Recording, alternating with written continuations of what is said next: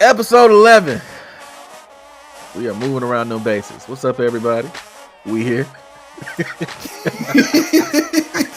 Who is we? It doesn't matter.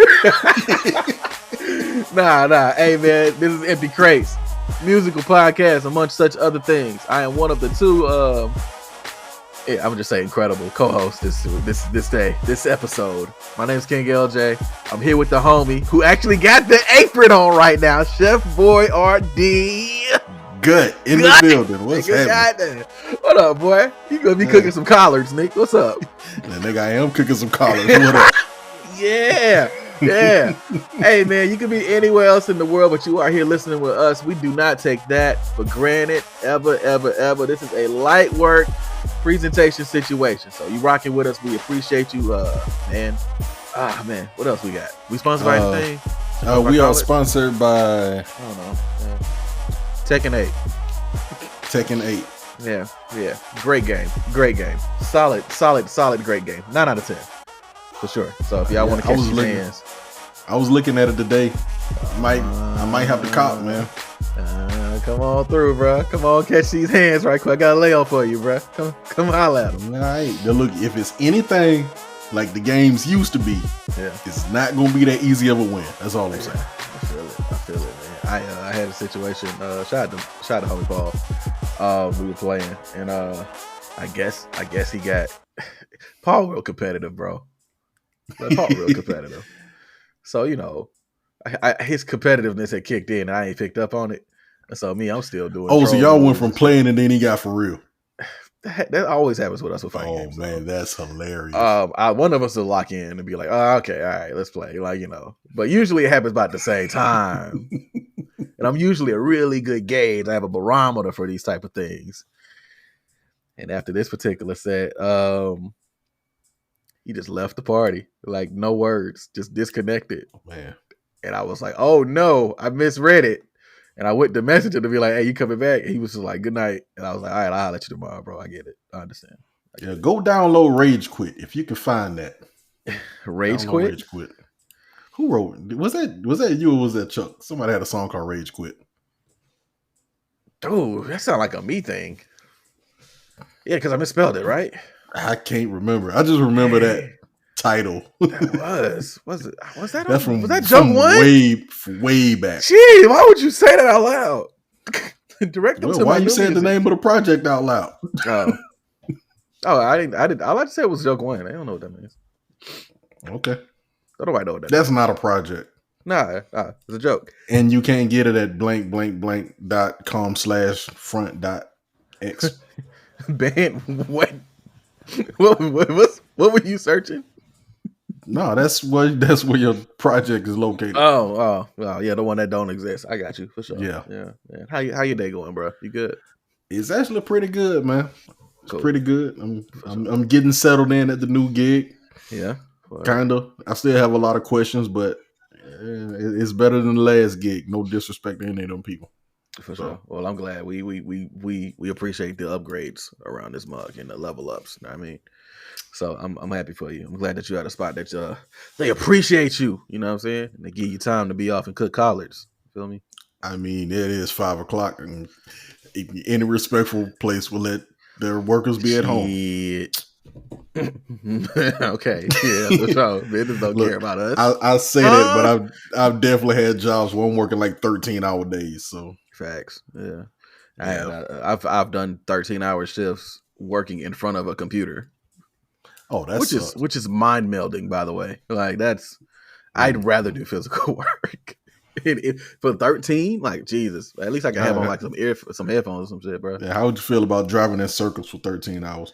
Driving in circles is kind of maddening too. Like doing the same thing for that amount of time, no matter what it is. At some point, my brain's going to switch and be like, "Hey, yo, do you love this?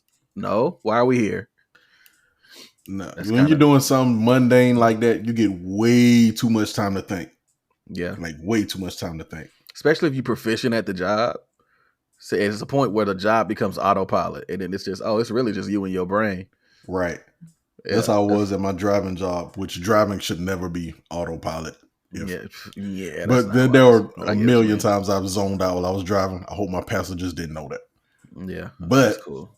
man, thank God for podcasts and NPR. Like, Yeah, and of course, there's been a lot of things happening the last week to keep you entertained. You know what I mean? oh, has it? I mean, depends. Define entertained. Hey man, shout out to the homie Phase because the whole time this whole thing was going on, I just heard his voice in my head like, yeah, she do coke. Whole We time. haven't even got into the topics yet. Yeah, but they know what I'm talking about already. Look, listen, bro, listen. Yeah, Pre-cap. yeah, man. Pre-cap, fuck it, pre-cap, man. We talking about Benny the Butchers. Everybody can't go. We're going back because we don't ever do R&B reviews and things like that. We figured we flip the switch on y'all real quick little jug, like, you feel me? And we gonna talk about Maroon 5 songs about Jane. Hey, Yeah, plot twist, surprise. Speaking of us flipping the switch, the homegirl Jasmine, call you up by name. She actually had a message for me to pass to you. To me? Okay. Shout out to Jasmine. Wait, what kind of message is it? All right. She wanted to wish her condolences, first and foremost, because she listened to all the episodes and saw what you were going through. For sure. And she wanted me to tell you if you need anything like a peach cobbler, a red velvet cake, or a whipped cream pound cake. No, not whipped cream. Cream cheese pound cake. Let her know. What did you just say to me? Cream cheese pound cake? Hey, I'm just a messenger, man. So, hold on. So I got like one of these for free? Or is she like low key, like, gonna be like, all right, cool. So it's $30. And I'd be like, damn, that's fair. And then she hustled me out of 30, like, which I would respect because we get this money. You feel me? But funny, something like that happened to me one time before. But I'll tell you that later. With Jazz, with her? Not with her. Okay, this was in New Orleans on Bourbon She hitting Street. all the empty crates. God dang! Like get to the hustlers out the money. That's crazy. But she was looking out. She was like, okay, for sure. Like, because I was going through some things, and because she don't know you, but she's a nice person, a kind person. So, word. Well, I mean, if it's your homegirl, then I mean, immediately by proxy, I rock with her. Feel me? You pretty good judge of character, so you know what I mean. You better at it than I am. So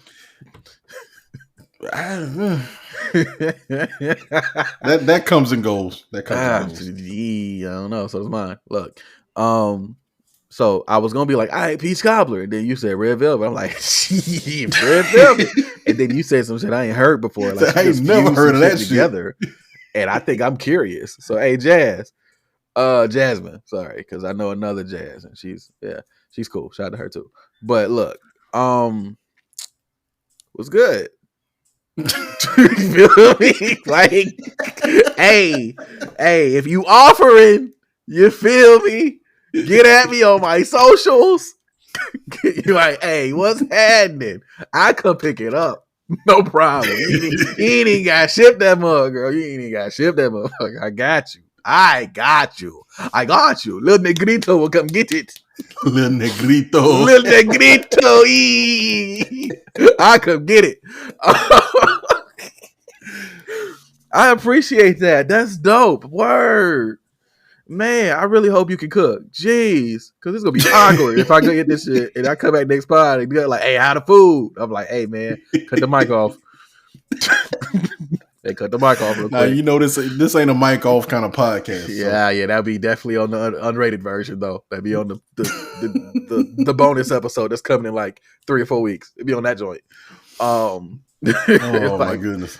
Just saying, man. Gotta. Hey, man. She obviously here. She rocking with us. Hey, man. Look, listen. I appreciate you. All jokes aside, though. Thank you. That's very kind of you. Genuinely. And I appreciate that. So I know I use this pod as a platform to get jokes off and everything, but that's super nice and super caring. And I may take you up on that. Like, for sure. Because that should sound nuts. Whip, what? Cream infused pound cake? Cream cheese pound cake. Cream cheese pound cake sound crazy to me. Yeah, it does. I'm curious. I gotta find out. You want a slice? You should. I hope so. No, well, okay, well, all right, well, I can just say it if you want a piece. I can mail you a piece. Man, look, don't even worry about mailing Okay, it. We'll, okay, all right, for sure. I'm just saying. I could, if I'm up there to get the cake, I could just swing by and drop a slice, I guess. I mean, you know what I'm saying? Yeah, all right. It's ways. We're okay. All right. Worry about the There's logistics also later. Google Maps too. Indeed, we could Google the maps. No, you Oh, said it's ways, so oh, wait. never mind me, man. We in the ways. You ain't even need the app. Hey, come on, Johnny. Come on, J Rock. Out of sight, out of mind. Yeah. J Rock, drop the album, man. Stop playing. Jay and Schoolboy Q and Absol. Y'all just drop this year. Drop the album. Don't drop. Stop. Just drop it, bro. What else was a recap? God damn. Hey, Reason, drop the album, bro. Why you be doing that, bro? You be doing that. You do that a lot, and you do try to get me to say some shit. That's crazy. I just be stirring the pot, man. You do Trying to see where we at. Yeah. Well, I'll be clear. Reason, don't drop the album. Pre-cap. It's like the recap, but it's at the beginning. We ain't the Butchers. Everybody can't go. What's the other one? Songs About Jane from Maroon 5. And we're doing a one gotta go elimination chamber with 5 of your favorite rap artists. We'll talk about it when we get there. Yeah. But speaking of rap artists and Gut's favorite, oh wow. Yeah, let's go ahead and talk about this. Now you're trying to stir me up. Stir you up. Nah, man. Hey, get up on your good foot, bro. Let me tell you about it. Look, listen. So like Ooh, I got a hot take on that, but we don't. That bar's stupid. The song's stupid. Oh. Never mind. Look, hey, you said Nicki, what'd you say about a stupid bar? Yeah, it's stupid. It's dumb. What about the bar? No, that was it. What? Man, look. All right, just get a whole paint the picture before I start dumping all the way. All right, so Nicki Minaj been taking shots at Meg Thee Stallion for the last 2 years.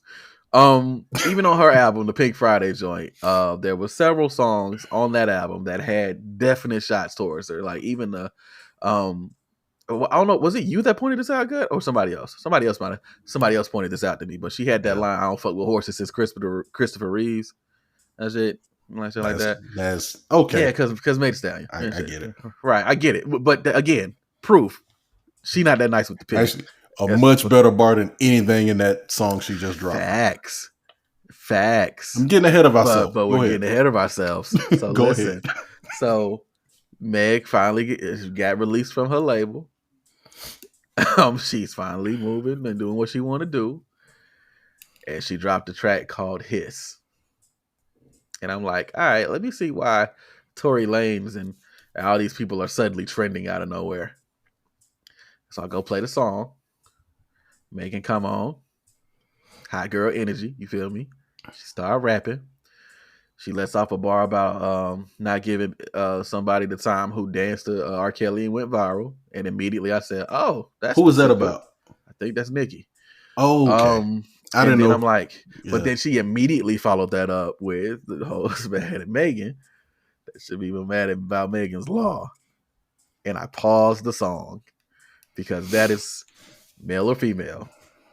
That bar and that name flip in the context of who she's talking to is one of the hardest things I have heard on a since Lupe and Royce's SLR 3.5 back and forth. When Lupe was like basically broke him down and he did the whole if it wasn't for Premier, if it wasn't for nigga, I got a dozen more. Potent. The rest of the song wasn't even needed after that. That bar clapped way too loud. But she proceeded to get off for that entire song. Then she proceeded to get off for the rest of the song. So at the end of the song, I'm like, oh, it's going to be a lot of people learning what Megan's Law is. So hey, just remember how you felt at the end of that song versus how you feel at the end of the next song. Right. Oh, yeah. We can do a compare and contrast. Easy. So that song, that bar, suddenly Nicki Minaj starts yelling into the void for 3 days on Twitter, a.k.a. X, whatever you want to call it. Whole time retweeting pictures of people big in the foot, showing their toes, all types of very petty shit. Talking about dig your mama up and apologize. Real, disrespectful shit, right? Yo, that's wild. Yeah. It's stupid, and ain't no real space for it because at the end of the day, you 41 acting 12, but whatever. Happy belated, by the way. So, literally, after those 3 days, Nicki drops her song, her response. You say happy belated, man. Happy belated to somebody who actually matters on this show. Happy belated to the boy 28 Flavors, man. Shout out, hey Fabian. Shout out to you. We still got to get him on the show. He got his mic yet? Never mind. Don't answer that. We'll talk later. No. Hey, get your microphone. Like, there's a spot for you, sir. We would love to have you on the show. Anyway, Nicki Minaj dropped her song Bigfoot, and hey man, I just keep thinking of Face every time I heard her say a bar. I'm like, she do coke. How your barbs give you the ammo to respond? You put everything that they said in the song, and it still lasts. Where my prayer warriors at? You want me to tell you? I'm gonna say this. Where my prayer warriors at? I'm gonna say this before you get to it. The funniest thing about this whole ordeal, right? Yeah. Is Nicki released this song and had the nerve to drop the acapella with it. Yo, right. Like, we gonna take that and remix it. No, get out of here. Mix that. Who? I played it. I listened to it just to see if maybe I missed something with the trash ass beat behind the words. At this point, I'm so surprised that she didn't just re-release Pink Friday 2 with it on there and call it the Bigfoot edition. The super duper deluxe. The super duper future Bigfoot edition. Just combine everything together. Man. Hey, Drake and Wayne shaking their head right now. That shit was ugly. See, that's what happened when you ain't got people in your corner that care about you. You do stupid stuff like that. I mean, look, aside from the antics, right? It's just a bad record. Like, even if she said the thing she was saying, or the one thing she said 1,000,000 times in the song, right? Right. If it was a good record, we'd be on to something. Like, if it was a legit back and forth, or like just rap real good for a minute, cut it off. Yeah, I mean, that's what old girl did. Sing song girl that rap it like that the whole time. Used to be with Chance. Noname. That's what she did. Noname. Yeah. Sing song girl. Oh yeah. She loved finding melodies out of nowhere. She'll be putting me to sleep. It's hypnotic. Dope. I really used to like Noname until I don't know. I think that flow just kind of got tired to me. Yeah, it's crazy because that's what it does. It lulls you to sleep. Have you familiar with Jigglypuff? No. The Pokemon? Is that the one? I thought that's Snorlax. Snorlax just sleeps. Oh. He skipped the middleman there and just goes to sleep. Not Jigglypuff. I still got Diddy Bop on a bunch of playlists though. So Diddy Bop dope though. It is. Diddy Bop dope. It works for that one. She got a new project. People like to do the revisionist history on what happened with her and J. Cole on Twitter recently too. I saw that. They talk about how it was really more so about her feeling not empowered by others. I'm like, no, you jumped out the window, talk about this nigga, and then you dissed him, and then he didn't respond, and then later y'all met and patched it up. Like, come on. I didn't like the way that went down. Me neither, because all he was doing was trying to just talk and have a conversation. She flipped, took it the wrong way. She was like, this was hard. Her response, it was better than this Nicki Minaj diss. Jesus, I give her that. But nah, bro. And like her whole point of the Noname joint was her saying that, oh, you too big to be on Twitter. Why you worried about me? Basically, I'm just like, that's. Look, it's like dissing somebody that's waving a white flag. Like, you see, they're not there to fight. They're not even there to fight, and you being Aggie, and then you using. Man, I don't like. Yeah, so how much of this is coming out? Because I know, right? I know, right? Like, let's just. I just don't like when people co-pirate causes that's convenient for them at the time. That's what I'll Right. say. And that's cool. And I'll leave it at that. That being said, though, just antics aside from this Megan Thee Stallion situation and this Nicki Minaj situation. Hold on. You go ahead. I'm finna pull up lyrics. Okay. Oh, we ain't gotta do that. That shit's bad, bro. Come on, dog. Antics aside, it's a clear 1-0 in Megan's favor here. And it's such a 1-0. It's kind of like when you watching the playoffs. Nope. You don't want her to release that second installment. No, we do not. Shout out to G.I. He said that on Facebook. He's like, hey, one thing I can say, we do not want that second installment. Correct. We don't. Hard pass. Bro, but you know when you're watching the playoffs and like a team is so much better than the other team, and you're like, oh, this ain't even competitive for real. This ain't competitive at all.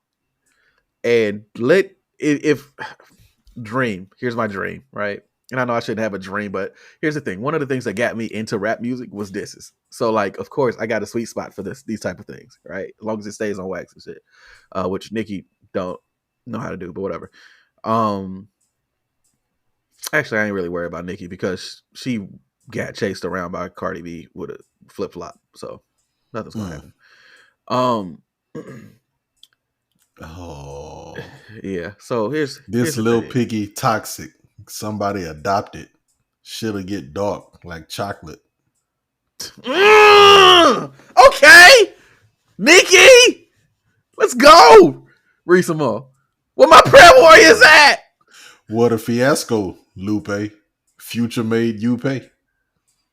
Now this was kind of funny. She want to party with the baby while rubbing on Tory Toupee. But what's crazy is that like that's a funny bar. If it would have been highlighted better, or if she had any type of rap presence when she was rapping, maybe it would have hit. Oh no, bro! It's just that shit ass. It's not. It was trash. It's just not good. It's not competitive either. No, like, and then like just sticking to the song itself, the way she rapped it, it wasn't like okay, different energy. The beat was trash, but if she wanted to like bring more direct energy to it, she was real lazy with a lot of the stuff she was doing. Even with her doing her voices or whatever. She called herself getting on the track and like trying to sun somebody. Like, oh look, I'm elder statesman. Look, this is how it's going. You and let me talk to you real quick. But you ain't saying nothing. No, you ain't saying that. What's happening here? Here's my dream. Megan put her foot down. And there is a quick 2-round knockout that can happen here if Nicki keep going. Real fast. This shit could be over real fast. Decisive 2-0. If Megan, like, let's say Nicki do something else, right? Megan responds and she bring Lotto. Because last year, Lotto and Nicki Minaj had an issue. And Lotto was like public, like, look, I ain't did nothing but give you praise. Like, don't do this. Like, I'm not the one, basically. And Nicki kept going anyway, and Lotto just finally was just like, "Yeah, you can go on and yell into the crowd. I'm gonna do what I got to do." Yeah. Round 2, bring Lotto in. We're done because I rock with Lotto. I really do. I honestly don't think we need a round 2, but we don't. We don't need a round 2. Got a Mike Tyson KO right here. It ain't competitive. It ain't competitive at all. This is done. Competitive. Look, Nicki said this is the most attention Megan Thee Stallion ever had. Nicki has said a lot of things that we've proven on this show to not be true. I think, if I can remember, I think it was my my co-host right here with the schmuck on. I think he said it. I think you had a whole list that you went down. This is not a smock. It's an apron because the butcher coming. Because butcher coming. Hold on. I just saw. Nah, bro. I ain't going to get back to that. Yeah. But I was reading, they said it was another first. They were like, this is the first time 2 women have been at the top of the, I guess it was some chart. It wasn't the Hot 100. Yeah, probably Apple Music or something. Something like that. But it was 1 and 2, and Nicki had to share that, which is crazy to me. And she had to share it with Megan on their beef songs. Yeah. Megan's 1, Nicki was 2. Hilarious. I was about to ask, by the way, who was 1 and 2, but yeah, there it is. But Nicki's song is on the Hot 100 and Meg's isn't, I believe. Yeah. So I will say this. I just feel like if you're gonna do a song like that, like this is a very important to a degree. Like if you're gonna do that, like it has to have a level of enjoyability to it, or it has to have a level of education or entertainment to it, or some type of level of some type of informant or something. There has to be some type of It wasn't element that informative. that It wasn't makes it entertaining. replayable. You know what I mean? So it's like Ether, right? Okay. In comparison to Takeover, Oh, Nas really wasn't saying anything that potent. He was doing a lot of like he came out the gate for Jay-Z. He was doing a lot of elementary. Oh, you got lips like a camel. Like he did a lot of that. How much the big rhymes gonna come out your fat lips? Right, but the way he delivered it, the energy he brought, that nigga said and for what it was, like that's definitely not going in this podcast. I'm leaving. Yo, you want me to scrub that? Like for real? No, I can't repeat what Nas said, man. No. Nas Wildin'. It's kind of like some Cannabis lyrics can't repeat it. Some Biggie lyrics can't repeat it. You can repeat the Cannabis lyric if you want to. I don't want to. Because I mean that expresses what your abilities. You know what I'm saying? Look, man. What is your point? Go ahead and get to your point about My point is, even if you're not saying anything in particular, you can still make the record hot. You can still make it dope. Nicki didn't do that. Fair. Okay. Yeah. We're in agreement that Takeover is better than Ether, right? 100%. Like, I think Ether was like a lot of sensationalism in it, but like Jay had time. That nigga had time. He like dissected, broke shit down, had averages. You know what I mean? Like, okay, all right, for sure. All right. It's just it's a better crafted song to me. Yeah. Don't get me wrong. Does better songs talk the most shit for sure? But. So I guess that's my second point. Does a better song equal a better diss? I think that's the argument a lot of people make for Nas in this case.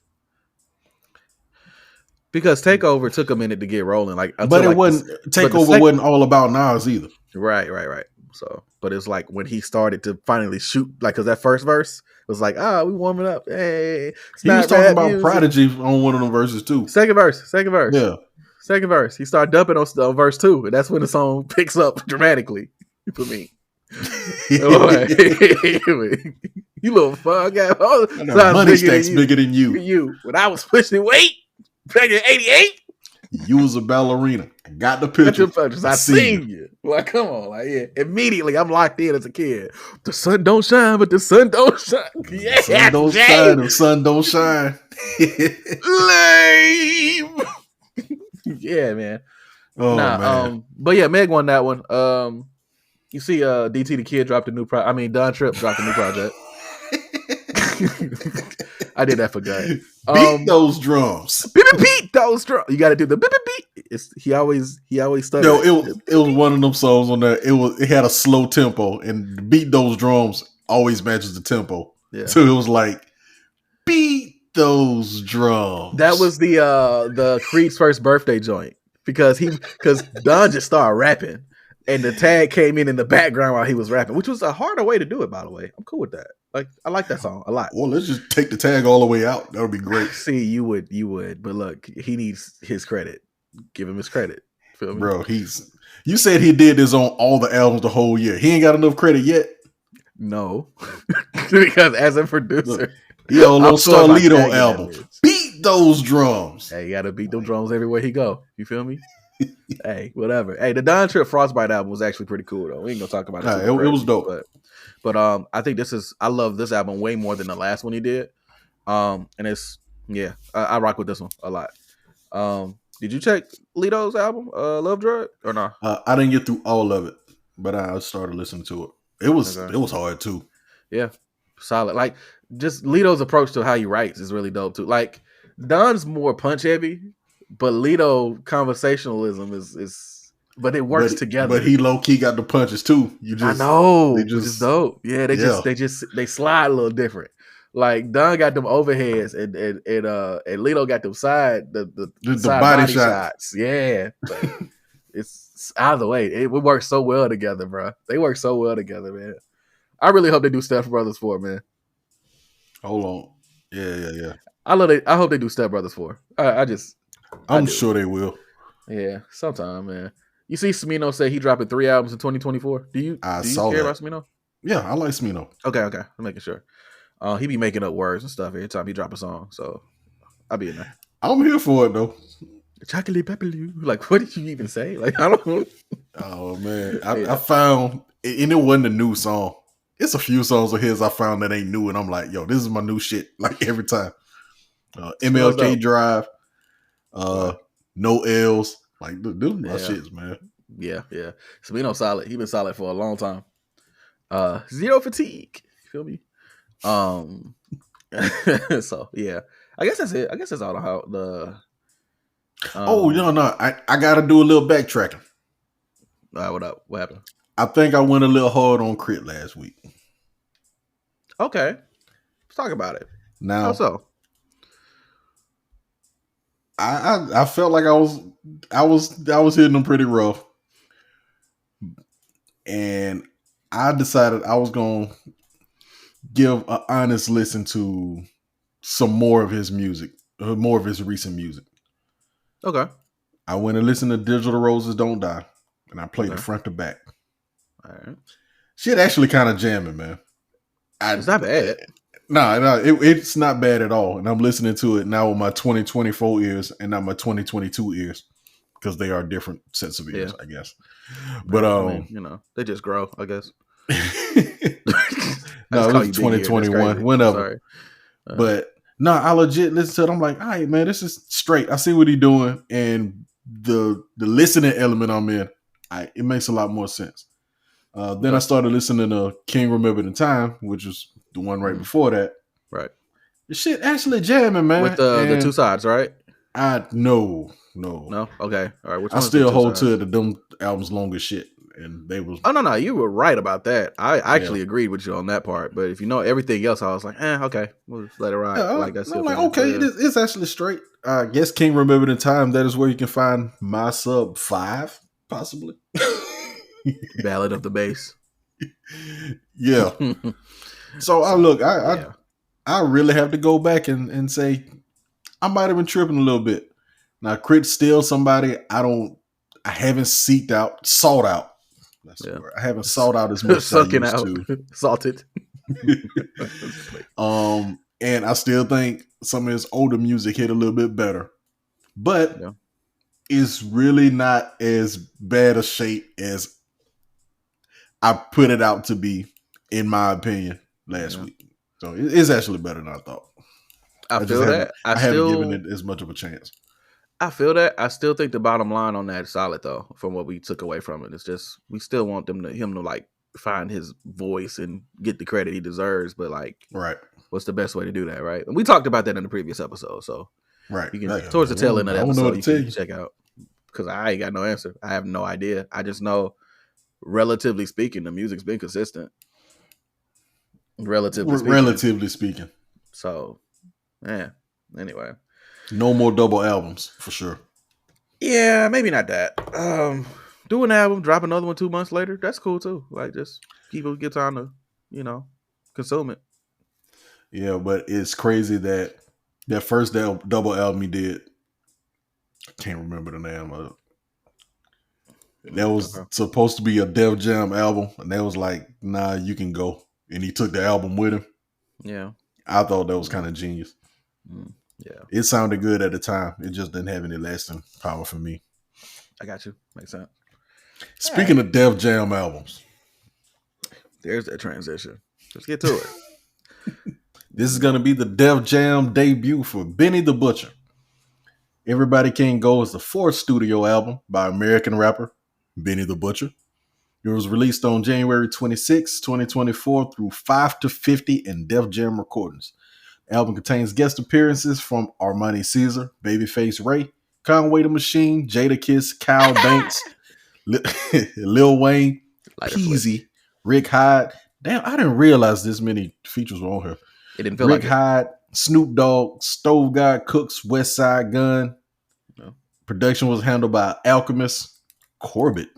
Who the fuck is that? And Hit Boy. Corbett. I see his name pop up sometimes with Hit Boy. Let me double check this, make sure. Okay. Yeah, James He might Corbett. be somebody that's making sample packs or something. Maybe so. Yo, this is all Hit Boy and Alchemist. All right, I didn't notice that. It is. Okay, cool. All Hit Boy and Alchemist on the production, which is, well, we'll talk about it. So yeah, man. For the most part, this album's gotten positive reviews from everybody. So, how do we feel about it? That's what really matters. Getting into it. Yeah. Shoot, you wanna give your opinion first? You want me to go first? All right, yeah, I'll go. Right. So I got my notes. I was looking forward to this album. I didn't write the notes like I should have. Yeah, you too busy cooking. I understand. I'm in the like butcher coming, nigga. Like the old guy. So I think all in all, this is a pretty solid album.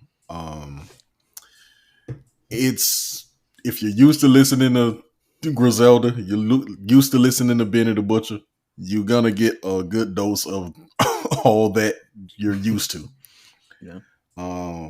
There were some standout songs on here.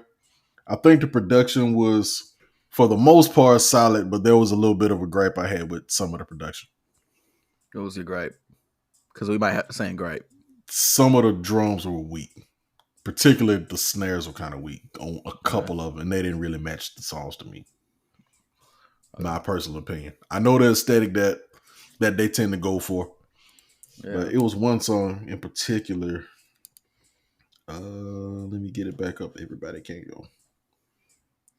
I know there was a few songs on there where I felt like, man, this didn't need to be here at all. Whole song. Really? Yeah. Man, I don't know. I liked it all together, man. Obligatory. Shoot, good. Big Dog was a single. I think it came out well before. It came out December. Okay. November, December. No, we just read that shit. Hold on. Oh no, we didn't just read it. Sorry. No, I didn't read that part. Big Dog released November 3rd. Yeah. And One Foot In December 8th and Bron January 12th. Actually, Big Dog was the only song of those I heard. Yeah, I heard Big Dog and Bron. I actually hadn't heard One Foot In, and ironically, it released on my birthday. And if I'm rewinding time, ain't no way I would have heard no new music that week anyway. So, yeah, them first 2-3 weeks of December, fun times. Yeah. But so we came in, man. A lot. No. Coming into this album, it come off. He's rapping his ass off with Jermaine's Graduation. He generally doesn't let up the entire album. Raps wise, he's pretty consistent. Raps wise, he's consistent. The Snoop Dogg feature was that was interesting. I didn't expect that. I liked it. I forgot that Snoop actually signed Benny to Def Jam. He talked about that on there too. Yeah. That's interesting. Armani Caesar got off on her feature. You think so? Yep. I think so. Yeah, we'll come back to it. Yeah, man. Conway got off. Always. Man's not gonna let little bro son him, man. Like, nah, never. Yeah. And this is another thing I noticed with some of these songs too. That I took from this album. Lost my thought. Mm-hmm. Give me a second. For sure. I could plug in. I can throw a thought of mine here if you want me to. Throw it in. Mine is gonna come back in a second. All right. When it comes back in, just interrupt me. All right, it just came back. There it is. Go for it. All right. So one of the things I noticed with this album was kind of the way it's recorded. And some of I don't even know if it was the mixing or the recording. It seems, like I said, it just might be a new age thing. Mm-hmm. But when it comes down to the song structure, it feels like the hooks didn't feel like hooks. I don't know if that makes any sense. Yeah, like everything don't need a double, but the hooks don't stand out. Yeah. And then the beats were pretty consistent. It wasn't a whole lot of changing in the beats. So if you don't have doubles on your hook or do something for your hook and your beat doesn't change, it kind of just goes. But Griselda do that a lot, just in general. Well, they do this thing where they'll rap and then almost the same vocal sounds like it's doing the hook as well. and then suddenly a new verse just kick in. And you're like, oh, Yeah. okay, I guess that was the middle. Yeah. And I think if they had especially with this being a Def Jam album, well, I guess doesn't mean a whole lot these days. Not really. Def Jam just never mind. I ain't gonna say what I had to say about Def Jam. Major label and whatnot. But this is tangent again. But I'm thinking like, it's a different industry. Music is different than it was when we used to listen to music growing up. Like it's just a completely different product, dare I say. So that might be neither here nor there, but like some of them hooks could have been stronger. They could have stood out more. Yeah. And also, I don't like the way I used to be a little asshole of a kid when people pronounce words wrong, and I would call them out on it until I realized like that's not a cool thing to do. You sound like a little asshole. Right. Yeah, that's fair. Yeah. But he pronounced fentanyl. That's not what it's called. Hey man, that's just some hood that shit. Bugs me real bad, and everybody says it, but it's not fentanyl. Everybody says fentanyl though. Like I hear that, constantly. But that's not what it is. Yeah, and then that's what his hook is saying. Drug. Fentanyl. No, you went hard on it. Yeah, Armani Caesar pronounced it right. Yeah, well, okay. Yeah, for sure. You're right. Okay, go ahead. I'm not gonna pit woman against woman right now. No, not doing that. I like Armani Caesar, just not on this song or on this album at all. Versus Doechii, who you got? You just said you're not gonna pit woman versus woman, and then you pit me against another. What? I Doechii. And then you picked. Yeah, did I pick that? Yeah, but then I picked. You asked an honest question. Subjectively, music who I go back to, I'll go listen to Doechii before I listen to Armani Caesar. So I like her list projects though. I probably listen to more of Armani Caesar's music than Doechii's, just because I listen to more Griselda than I guess TDE. Then new TDE 2.0. I don't know. Man. 3? 2.5. What is it? This is something over 2. I don't know. You got a decimal on it for sure. It's something. Carry to 0. I don't know. Yeah, I don't know. I don't know the reason behind that. Anyway, I be rapping sometimes. It's crazy. If I may jump in. Oh yeah, you take it away. Sometimes I'm a big fan, and sometimes I feel like Benny is like really formulaic how he raps, right? Like, which is why I think the songs that I appreciate on this particular project is when he's being more creative inside of that formula, right? So, you mentioned the Snoop joint, 1 Foot In. Mm-hmm. No, that's not 1 Foot In. No, that's Back Again. That's Back Again, right?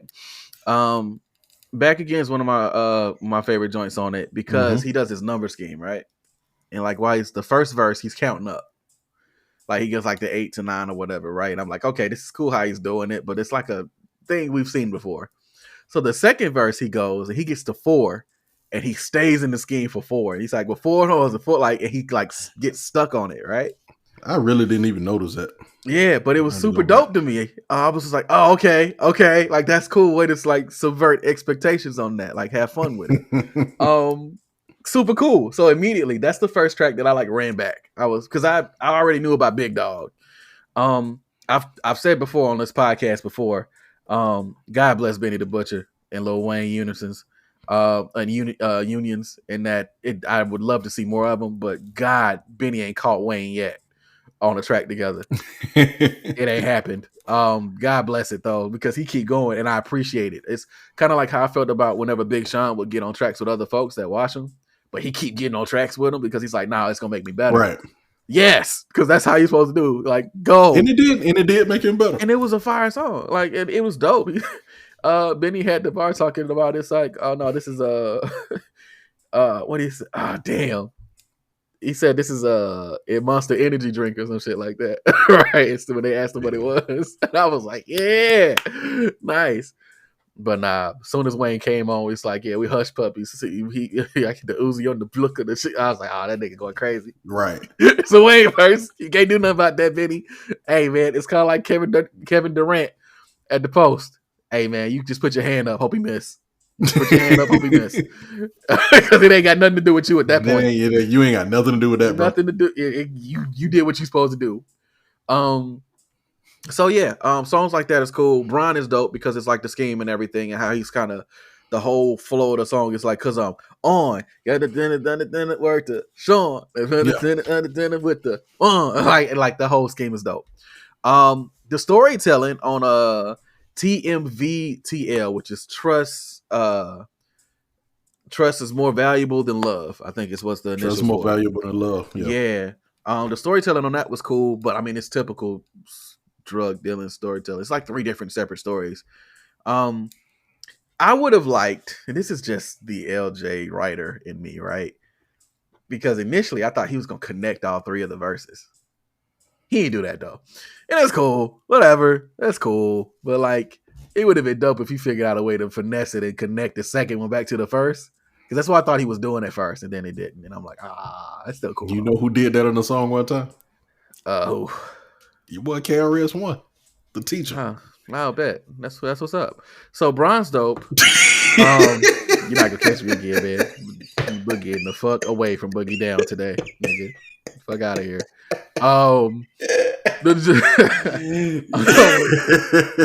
He be trying the way you just glazed smooth over that was hilarious. Right? Yeah, it's like ain't nothing to say. It's like, man, cool, awesome, neat. That's what I'm gonna start saying when you say chaotic shit. I'll be like, yeah, neat, bro.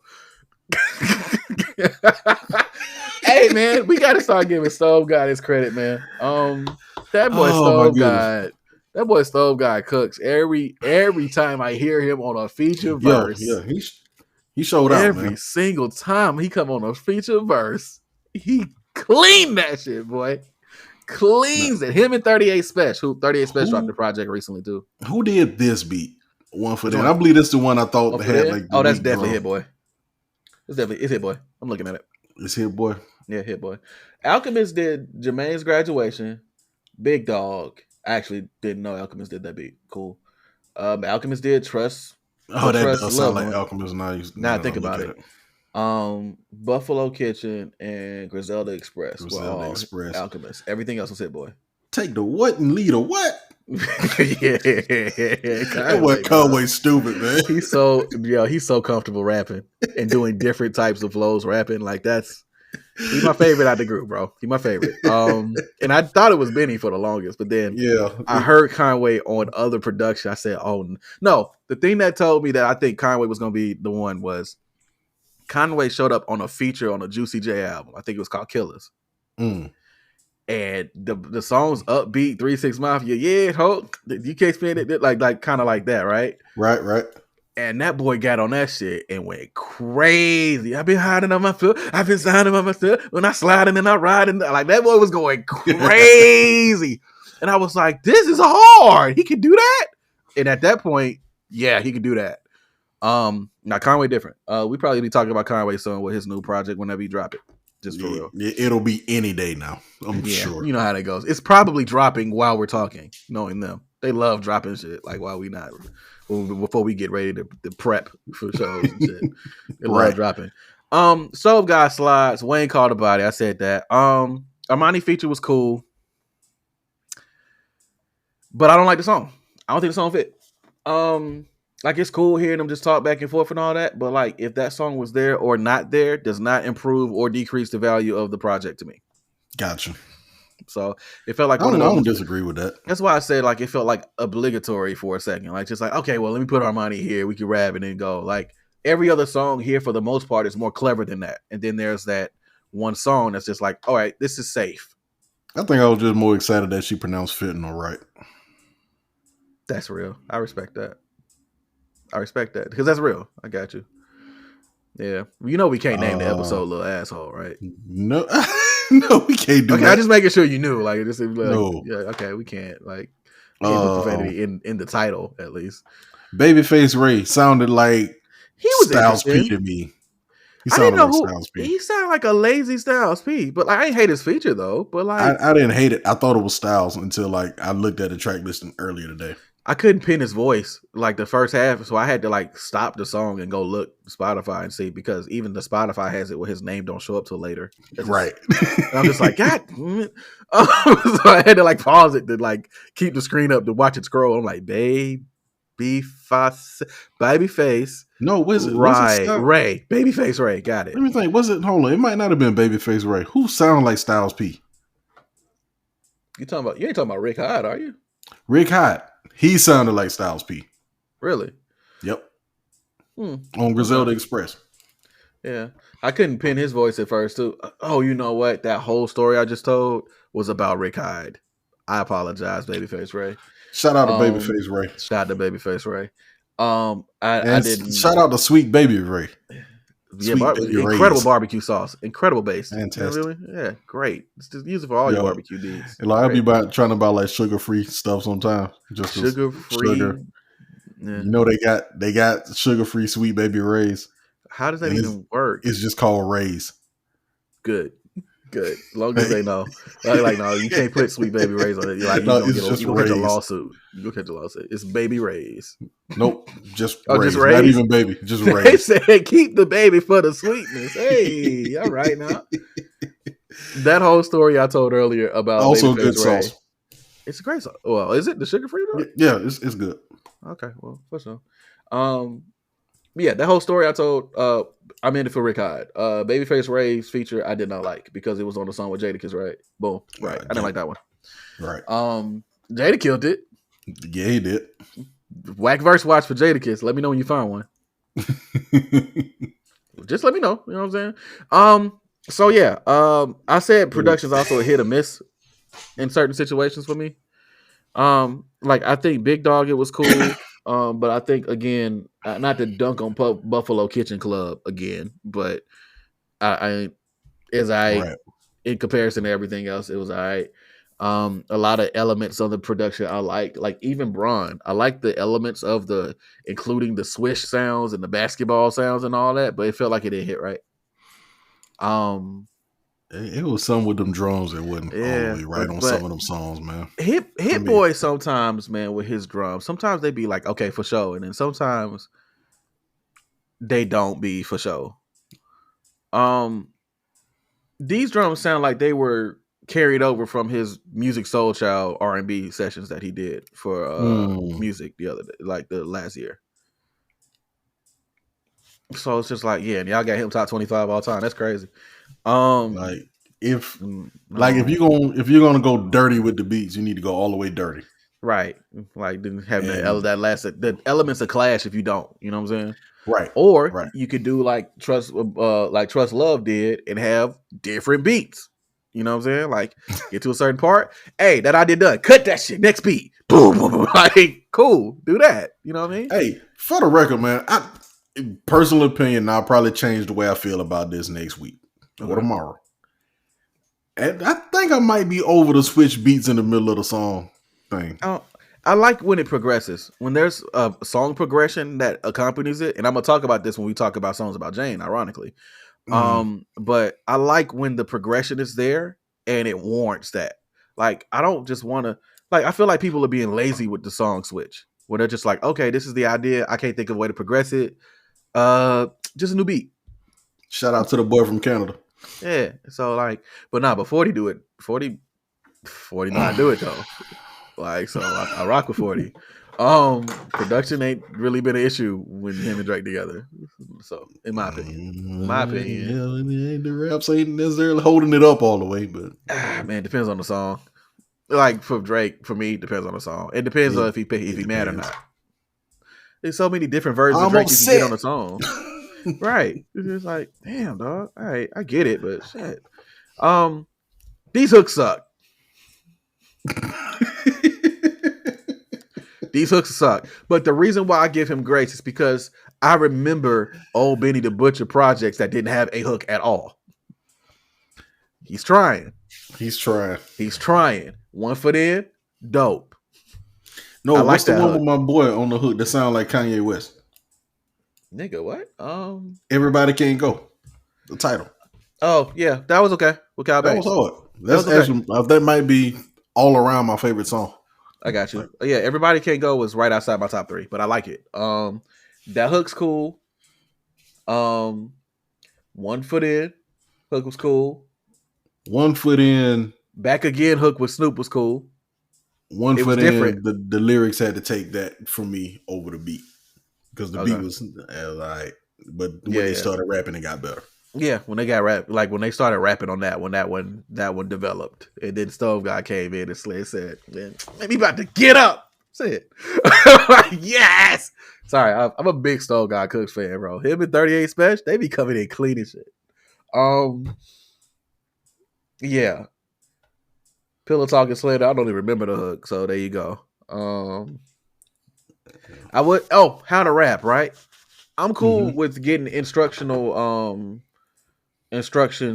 on how to do anything from Benny the Butcher on a rap song from now on. I don't need it no more. Because he did that before. He did the 10 Crack Commandments or another 10 Crack Commandments or something like that. And it felt very informational, just like this one did. And like he had some bars in it, which was cool, It's but I supposed don't to need be it. informational. It's a how to. Yeah, but that's why I don't need it. But that's why I don't need it. It's just That's like, because you already know how to rap. okay.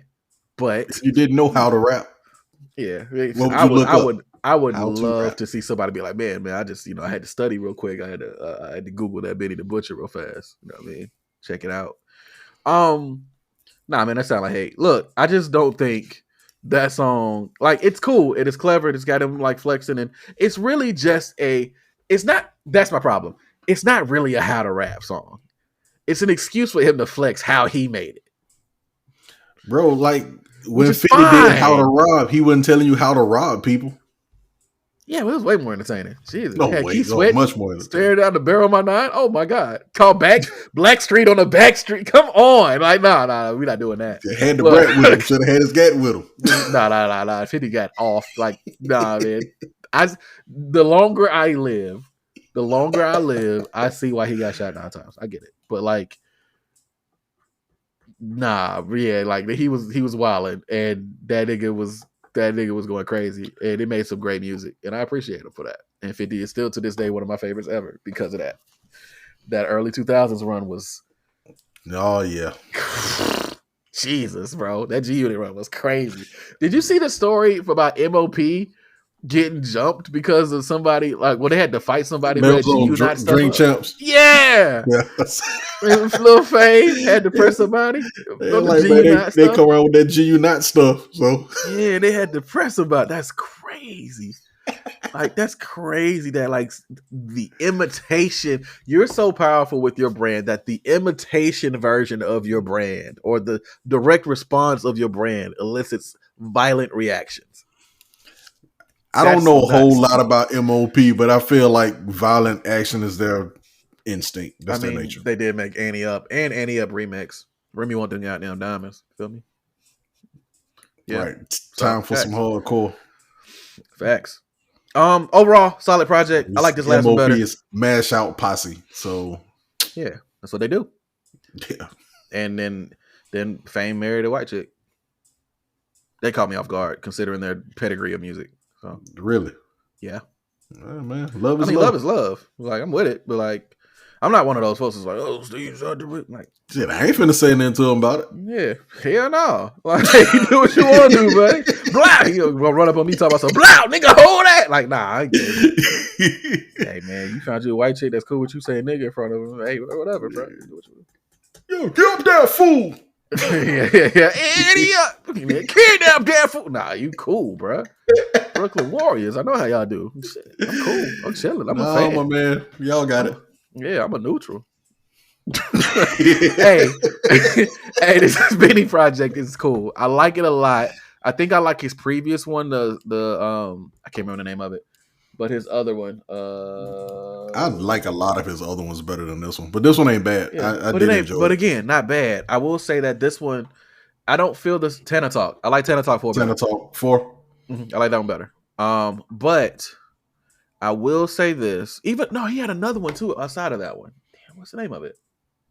It was with the producer, wasn't it? Right. Hold on, guys. Because I want to be able to talk about this like specifically. Burden of Proof. Actually, this one was Hit Boy. The Plugs I Met too. Actually, I think I like all of these a little bit better. I think all of these I like bad. Okay, he did The Plugs I Met too. Actually, I take it back. I like this new album better than Burden of Proof. Burden of Proof Burden of Proof had some joints on it though. It had One Way Flight on it.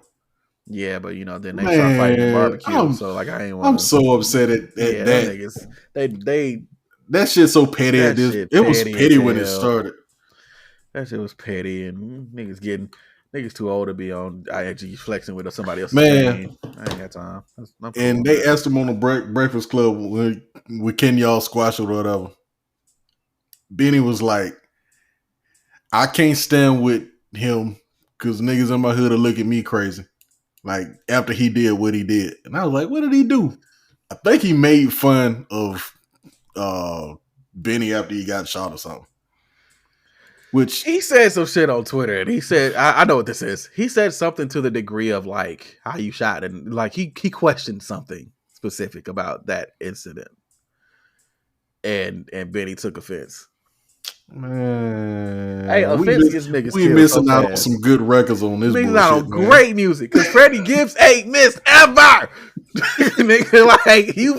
Hey, I like Freddie discography. Hey, let me shut up. Look, listen.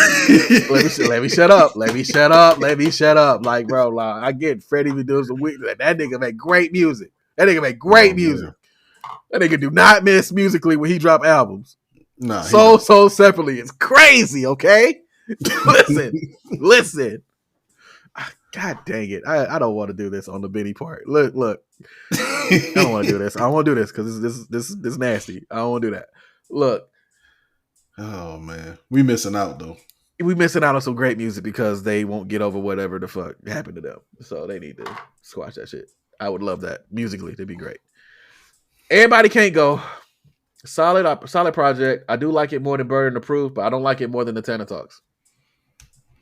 So worth it. Like again, really good. I think it's a solid entry into his discography. I do like him taking more chances lyrically with content and like having different structured songs, like the Bron flow cadences, him rapping alongside Lil Wayne, not being scared to get washed. The storytelling elements on Trust Love. All of those are cool. Like it's some really dope songs here. And if you rock with Benny, you're gonna rock with the project most likely. My favorite three songs. Back Again with Snoop. I like that song a lot. One Foot In with Stove God Cooks and Bron. Those are my three. And I think for my three, I'm gonna go with Everybody Can't Go. It's my favorite, probably. Right outside my top three. Back Again with Snoop, and probably I guess I'm probably gonna go with One Foot In, even though like I said, the beat is kind of whatever. You don't like Buffalo Kitchen Club? You want to put that in there? It's not a bad song. Okay. If I could just take Conway's verse on Griselda Express, I'll do that. Yeah, we didn't. We alluded to it, but we didn't really talk about how that song was great. Like that verse was great. They could have left Big Timers off the album and just ended with completely off. Oh, I knew I forgot something. Completely off. They could have left that shit the fuck out. Like, yeah, that shit was bad. I did like Peasy's verse. But not enough to keep the song on the album. That Buffalo Kitchen Club be off 10 tracks. Smooth, solid project. Solid. Little Negrito likes it. But now it's like Negrito thinks it's cool. You feel me? Like that's it. It's all right.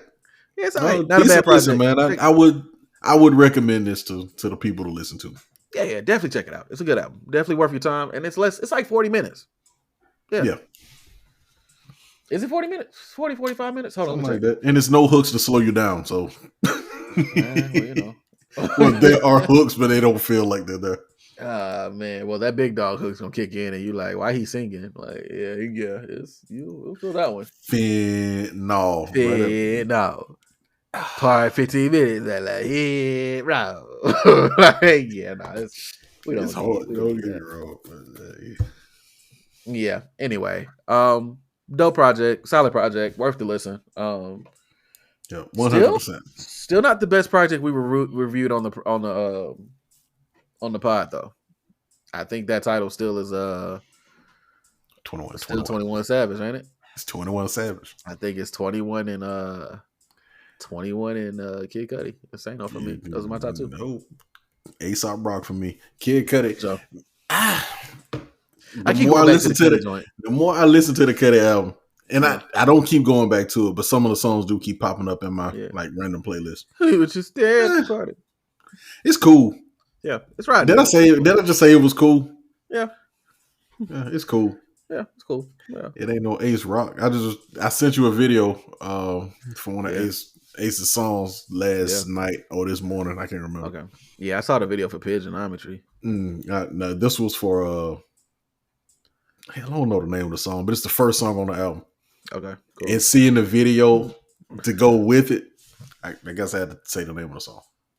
Oh, well, if you say first song on the album of Integrated Tech Solutions, that's good enough for people to know where to look. All right, y'all. He already looked it up, y'all. Hold on. I stopped typing. Yeah. Now I had to start back. Okay, for sure. It's not the shortest title to type. Yeah. See, one day we're going to have somebody that works in the back, behind the scene offices. Mindful solutionism. Yeah. This is the song that almost made me turn the project off because I felt it was preachy at first. No, but it's so crazy because he's talking about like all the technology from the beginning of technology to now, right. But to see it animated the way it is in the video, okay, I can see that being cool. They really set it off. I said being cool. All right. So that being said, let's get to the next one. Ready? The mix up. The mix up. The high low, if you will. So let me pull up my stats about this one. So interestingly enough, we wanted to talk about other types of music besides hip hop because people are brought to our attention. We only talk about rap. So right. We decided to talk about some songs about Janae, if you will. Songs about Janae. But songs about Jane from Maroon 5. That's Adam Levine and everybody who played in the drum with him. In the group with him. So basically I hate the way you just did that. Adam Levine and everybody else. That's nasty. That's nasty. That's nasty work, bro. Ain't how they say it. Yeah, you're right. It's Adam Levine, and then there's also, of course, everyone's favorite, Jesse Carmichael. James Valentine, he's a good one. And Matt Flynn, PJ Morton, you know what I mean? And who can forget Sam Farrar? PJ Morton, really? Yeah. Are you serious? Yeah. I actually know who PJ Morton is. So like that's yeah. He was an original member? I don't know if he's an original member. No. Oh, he replaced Jesse Carmichael went on hiatus and he joined in 2010. Interesting. All right. Interesting. All right. So, anywho. Yeah, man. Anyway, songs about Jane. Debut studio album from American pop rock band. Very important that terminology. Pop rock. Like I know initially I would be like, man, that's just a category they're throwing out. No. This is what they do. They do pop rock. All right. Album was released on June 25th, 2002 by Octone and J Records. Came a sleeper hit with the help of 5 singles that attained chart success, led by Harder to Breathe, This Love, and She Will Be Loved. Hey. This is the band's only album to feature the founding drummer, excluding the Karis Flowers release, whatever that means. The album was also re-released on October 14, 2003, and had hella success everywhere for a long time. Became a huge international commercial success, garnering a generally positive critical reception. Topped album charts in Australia, France, New Zealand, Republic of Ireland, United Kingdom, and reached the top 10 in 17 other countries. By the end of 2004, it had reached the top 10 of the U.S. Billboard 200 charts, and it sold nearly 2.7 million copies, with over 5.1 million worldwide. 5.1 million copies in the U.S. by August of 2015. So it continued to sell well after the shelf date. We found out a little bit later that a little bit had to do with the band releasing the album's 10th anniversary edition to coincide with their 4th studio album. And it actually helped a couple of those singles to resurface later on in the 09-010 and hitting the charts. I actually looked this up because I couldn't let it go. Because I know I wasn't tripping about seeing like them market this album specifically way longer past the shelf date of that first album.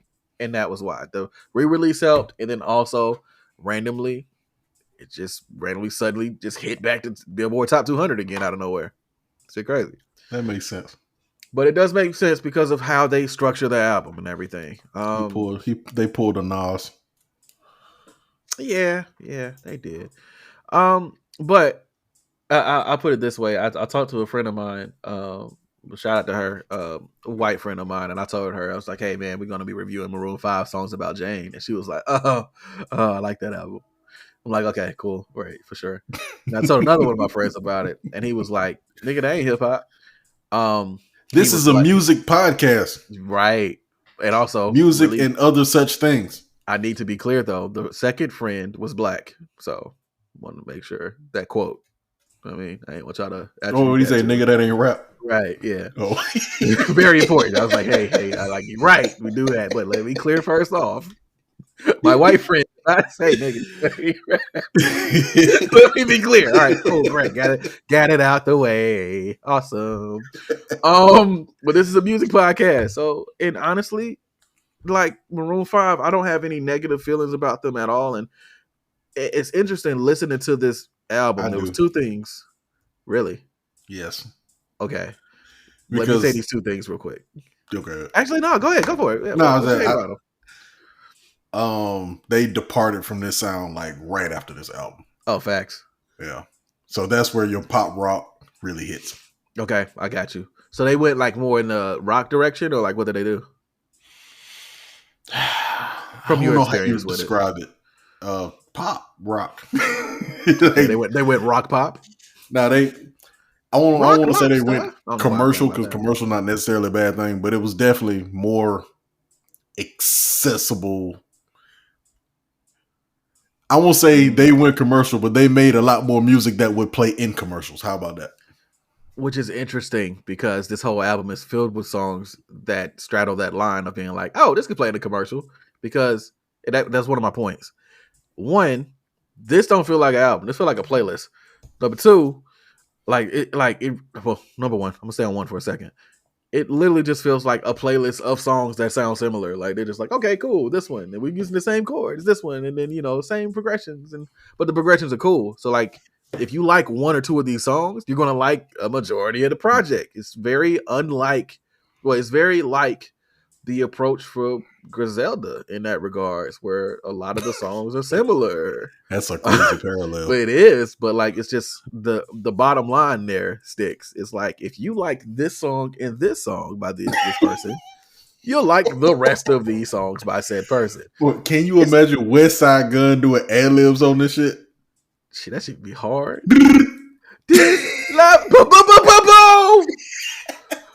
It's getting harder and harder to breathe. The butcher coming, nigga. Yeah. Oh, I forgot to talk about Butch, that ad lib from Benny the Butcher. Let's not do that anymore, Benny. No, you don't need Butch. That. You don't need that. Leave that the same place you left the OJ the Juice Man ad lib from Tana Talk, like the first one. Go back and listen. Yeah, it's nasty. You gotta go with what sticks. That nigga was like, the butcher coming. Nah, don't do that no more, bro. Just take that. No, you ain't had to do that. It's cool. Just anyway. One, this felt like a playlist. Similar joints. As far as that. Number two, I heard almost all of these songs independently on some type of radio or some type of commercial or some type of movie soundtrack or something, except for like two of these. I've heard all of these songs before, which is a testament to, I guess, the marketing the album, because I don't willingly look up or search out Maroon 5. So like, the fact that most of these songs came in and I knew the hooks, it's kind of interesting to me. There's probably a psych eval or a psych test in there that'll be really cool somewhere. Like, as far as like how things are marketed and how you remember things. Right. And it's a huge album and it's had 20 years to sit with us. Yeah. Yeah. So obviously somebody around me has been burning this mug or something I've been playing. I don't know. Maybe Need for Speed. I don't know. Like Need for Speed in this album would be crazy. Harder to Breathe on Need for Speed kind of be crazy. That might and go. he starts drifting. That might go. I don't know. I think I can go. See, they kind of go low key. Like She Will Be Loved, like that ain't gonna go. Oh, okay. The soft songs on this album, I hate so much. Oh man, The no, soft are like some of them jamming, bro. Which one? Which one did you like? Because She Will Be Loved. She like, Will Be cool. Loved is jamming. Yeah, but like it got creepier the more that it, like. I was like, you ever pay attention to them lyrics? Yes, but that's kind of what I'm alluding to here because Adam Levine kind of got caught up recently with the man. I didn't know nothing about none of that. All right, for sure. Just look it up. Have safe search on. Y'all ain't finna ruin this I'm not trying to ruin it for you guys. I'm just saying, knowing what I know, some of the lyrics about like I'll make you feel beautiful and all that, I'm just like, just a little bit. Just a little bit. You doing that now, but back in 2004 when motherfuckers were playing this on the radio, that's not what was happening. Everybody was jamming. Yeah, for sure. Because different time, and he hadn't sent those messages to that girl yet. So yeah. Regardless of the messages he sent, that's still a creepy ass. Those are creepy lyrics. Correct. Like there's a lot of lyrics here that I feel are not that well written or just look very for creepy. The girl with the broken smile, and that's it. She want to stay a while. You predator. Like what the fuck, Adam? Bro, it's look, man. Yeah. Anyway, this ain't that podcast. It's not, but damn, dog. Look, a lot of this music also makes me want to just go and listen to Jameson. You familiar with Jameson? I know of him. I never listen to him. Fire. Pierce or there. I don't. Yeah, he super dope. White dude, got some soul in him. Makes a lot of more well written music, in my opinion. He was doing stuff with Ab Soul around these days time. Correct. He was featured on that like a couple times. Yeah. Did not hate his time there with that album. So I'm avoiding eye contact with Gut right now before he tries to transition into that being proof of the album not being bad. It's not a bad album. Y'all really like the bag on these days. It ain't that bad. So Jameson, super dope. I haven't heard anything recent in like the last year or two from him. So I got to check in. But a lot of the way Adam's singing and a lot of the melodies he's hitting reminds me of Jameson a little bit to a degree. So that was pretty cool. But a lot of the music here sonically sounds similar. It's not a bad thing at all. It's a fun listen. Ride and Rise ain't nothing super crazy. It's literally rock pop songs. And it feels like a playlist. And it rocked. And when I played it, I spun that mug 3 times in a row. It has a sound, for sure. It has a sound. Enjoyed it. The other thing I liked about the songs is that most of the songs have progressions. Like they'll have like a solo and then they'll drop back into the hook and the hook will be done differently or altered, right? Right. So they'll make it bigger for the last go around. Right, which is dope. I like progressions like that. Right. Even if the songs they did that in Must Get Out, which is really one of the slow jams you hate. Sweet as Goodbye, the outro. Yeah. Fire. Fire. I like Shiver too. Yeah. Even though them and Tangled, even though the lyrics on them too creepy. But shit, you know what, man? Rocked. Nope. Shut up. Nah, what's up? I can scrub it out. Come on, what's that? No, we ain't even going there. Okay, all right, for sure. You about to make R. Kelly reference? Nope. Okay, cool. All right. No, you wait. Nah, yeah, kind of. I was like, Butcher coming, nigga. I'm still trying to like egg on like yeah. So I mean, I see what you're trying to do.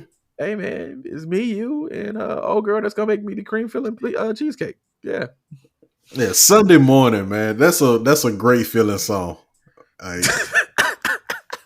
If I gotta just pick something off this album, that doesn't define this album at all. But when we talk about songs that just make you feel good all around and it just can brighten your day, Sunday Morning is one of them for me. You can't talk about how you feel about that. Over. Don't rope me in with your rollover. Sunday morning, rain is falling. He likes to also explain a lot about the weather when he starts the song. He has a formula. You have to do that, or sun is shining, or whatever. Yeah. Anyway, yeah. You can't talk about me even rolling over that KRS-One shit from earlier no more. That shit was pretty good. That was pretty top tier, my guy.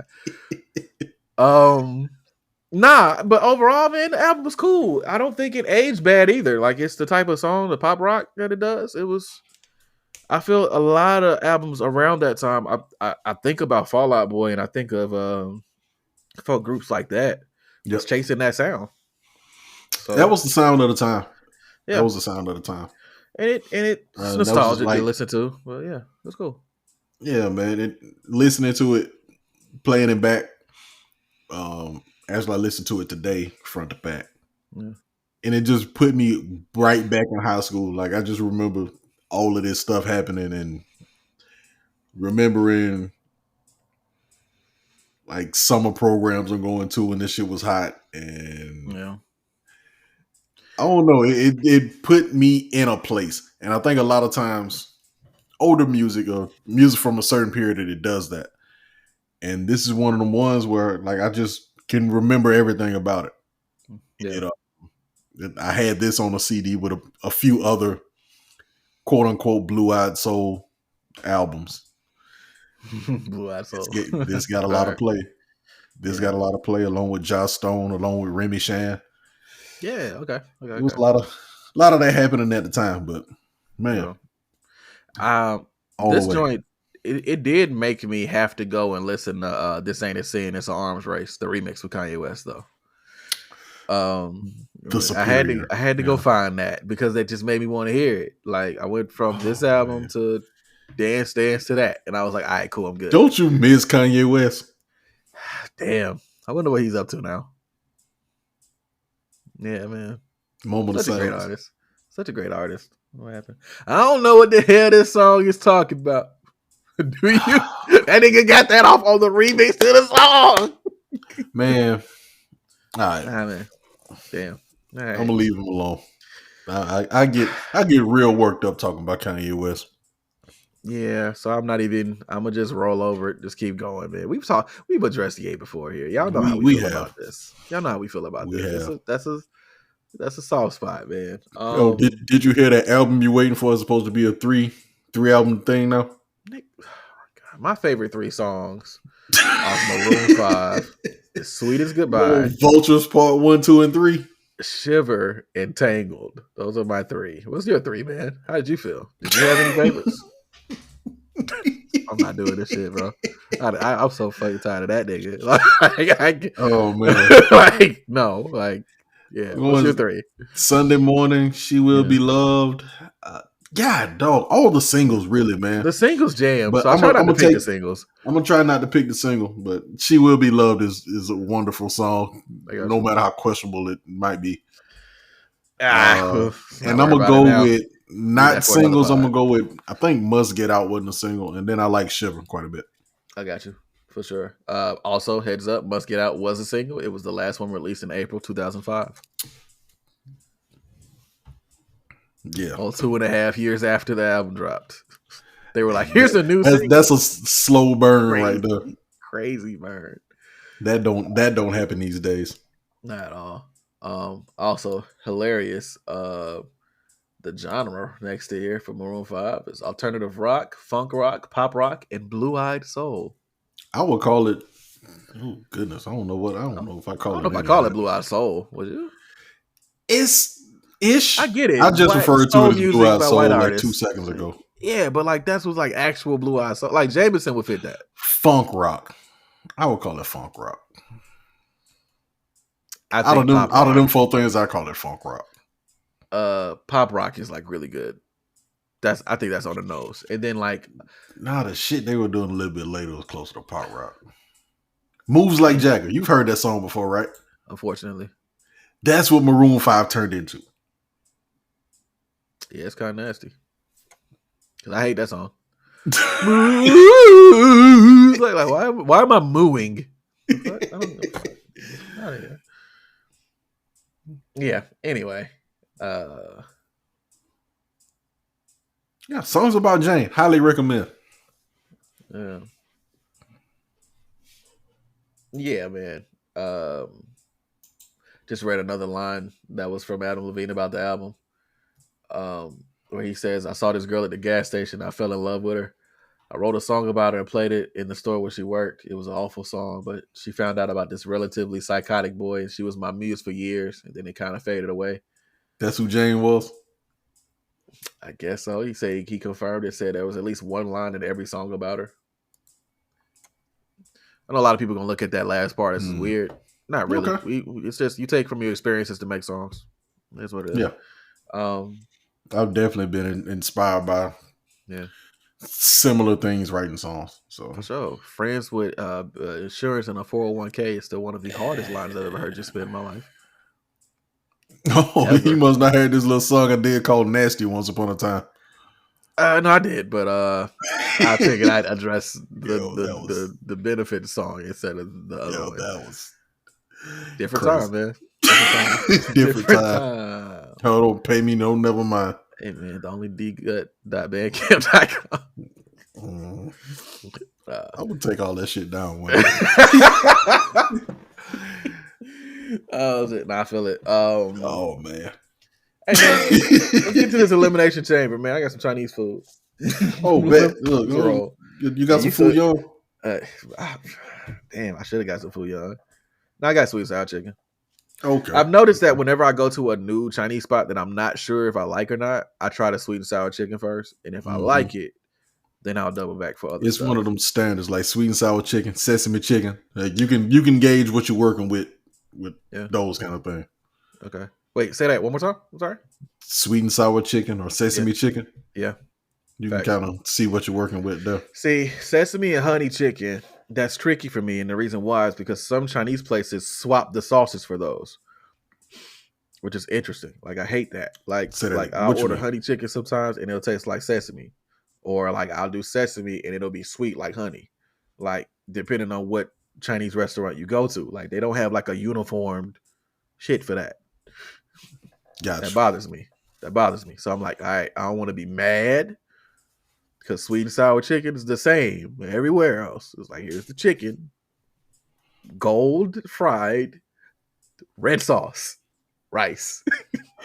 I'll figure this shit out. Like, you know what I mean? That's it. Like, just give me what I got and let's go about it, man. Let's get our business going. You know what I mean? Get tired of getting pumped fake when I'm getting some food. We got a one gotta go this week. Yeah. Huh? Yeah. Oh no, you're right. I was still ranting about the Chinese food. You good? Go ahead, man. Oh my bad. I didn't mean to cut you off, bro. Go ahead. You good, bro. Because it don't mean nothing. It don't mean nothing. Like all I was just saying was just like they gotta figure something out with that. Like I get tired of getting pump faked, thinking I'm about to bite into some sesame chicken, and it's like, just kidding, it's teriyaki. What we doing? That's crazy. It's crazy to me. Get together. Whenever you come up this way, I got to take you to my spot, channel number 1. Okay, they fire. Right. Yeah. My wing spot still up there. You ain't got to say the name because I don't know. Know where you at. I don't think that's going nowhere. But. Yeah, I saw that on like some news outlets the other day, and they were talking about, it's still one of the best wing spots in Alabama. I'm like, damn right it is. Yep. Pretty good. Yep. Damn right it is. I ain't gonna talk about it specific because I don't want to blow your spot up. We ain't gonna say. Yeah, it's that place. Wings. Yeah, it's that place. It's still here. I hadn't been there since I got back, man. So okay, what about Double P's? Is that still there? I'm trying not to say names. Rest in peace. No! Bro, that's been going a minute. I think that's a police station now. Oh, hell no. We can. All right, man. One gotta go. I'm sick. Go ahead to. Hey, so we're doing an elimination chamber. I'm sick. I'm sick about that. That's crazy. I was thinking about that the other day. Like, damn, I ain't had that in a minute. Nah, they stuck it to a Chipotle, a Taco Bell, and a police station over there, bro. So, nah. All right. One has to go in the entire discography. We saw this. I saw it on Facebook, but it was from Twitter, basically, and somebody took it and memed it. Right. I wanna address it the same way I addressed it to you. Go for it. All right. So it's one got to go in the entire discography. There's Jadakiss, Gucci Mane, Jeezy, Rick Ross, and Fabolous. I said, let's talk about this and let's talk about why it's fabulous. Yeah. Gotta go. Man. This normally elimination chamber, we would go down the line and be like, okay, well, this person stays. We'll reason it out. Nigga, it's Fabolous. This ain't even close. Like, y'all get mad as hell. I do not care. You are not eliminating anybody else off that list before Fab. Fab, bye. Like, no. The easiest call we've probably had on this show. Without thinking. I saw Fab and I was like, him, and let me see who else on the list. Right. That's how my brain processed this. Because they have Jadakiss, Gucci, Jeezy, and Rick Ross. Yeah. Nah, man. And I'll argue Fab probably make better quote unquote albums than Jadakiss, but I go back to Jada music way too much. Sorry. What albums has Fabolous? I know he had the mixtape series. He had the soul tapes. But I think he had Street Talk, which was dope. Let me look. Let's look up Fabolous. Real talk. Real talk. What are you talking? Real talk. I said Street. What did I say? Was it called Street Dreams? Was his first one, maybe? I don't know. Let me look. I'm looking up his discography. Look, Breathe is the hardest song he made. Hey, I like you can't deny it, even though he wasn't saying nothing the whole song.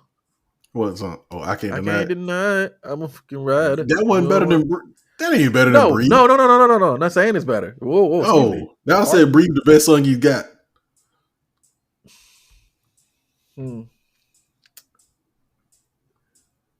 Yeah, it is. I was thinking like to try to argue with it, but I'm not doing devil's advocate for Fabolous. Like, no, it's free.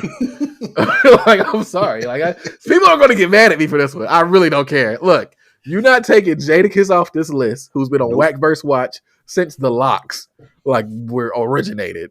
I find me 2 Whack Jadakiss verses.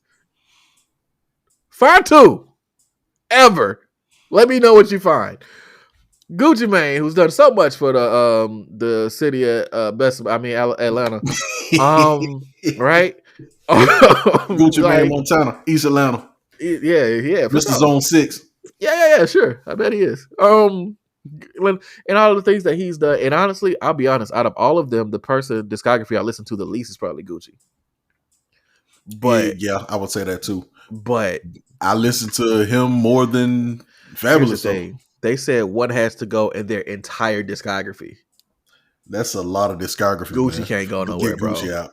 Gucci can't go nowhere, bro, because that means we lose Wasted. Can't lose Wasted. Sorry. That's another one that take me to a certain time in history. To a spot at a place at a time. You feel me? Like, I can't let that go. Sorry. I was living that life that he was talking about on that song at the time. Man, I was dabbling. Hey, but shout out to the University of Alabama. Y'all really knew how to party back then. Man, yeah, things have changed. But and then there's Jeezy. Do I have to go into detail about this?